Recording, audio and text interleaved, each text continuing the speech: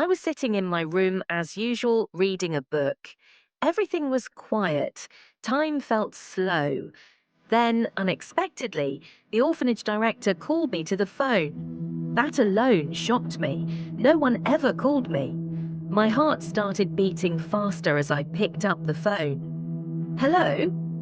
Is this Elisa? A woman asked. Yes, this is Elisa. Who's speaking? My name is Louisa. I'm the woman whose wallet you returned. Her voice sounded calm, familiar, but I still felt nervous.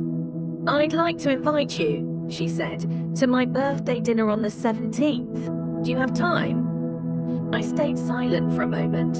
I didn't expect this at all. Can I think about it? I asked quietly. Of course, she replied. I'll be waiting. And if you want, I'll send my driver to pick you up. No, it's okay, I'll come by myself, I said quickly. She laughed softly. Objections are not accepted, she said. I'll send the car anyway. The call ended. I stood there, frozen, a lost wallet. And now an invitation to a private celebration? It felt strange. But deep inside, curiosity began to grow. The day finally came. A luxury car stopped in front of the orphanage. All the children rushed to the windows. Among them was a boy who often looked at me quietly. That day, he stared at me differently, as if he was seeing me for the last time. That look made my chest tighten. The car drove off, and soon we arrived at the same familiar house. Inside, a servant guided me to the living room. In the center of the room stood a beautifully prepared table, enough for 10 people. But the room was empty. I checked my watch. Not even 10 minutes had passed. I stood there, unsure what to do. Then the door opened. Louisa walked in. Why are you standing? She asked gently. Sit down. I looked at her, confused. She understood immediately. Today, she said, you are my only guest. There is no birthday party. I just wanted to talk to you. That was the excuse. Are you upset? I didn't answer right away. Then I shook my head.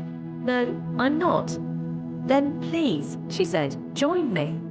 It was the first time in my life I had ever sat at such a table.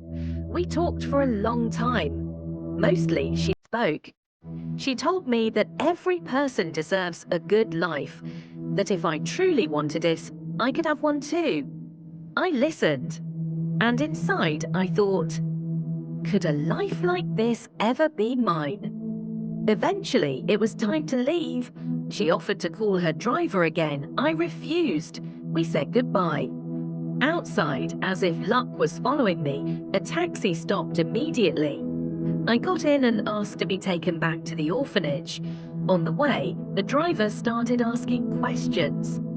Do you live around here? What were you doing in that house? The questions made me uncomfortable. That's none of your business, I said coldly. Just curious, he replied. But then, he dropped me off on the eastern side of the orphanage. Taxis never stop there. The car drove away. Darkness surrounded me. I was alone. And at that moment, one thought crossed my mind.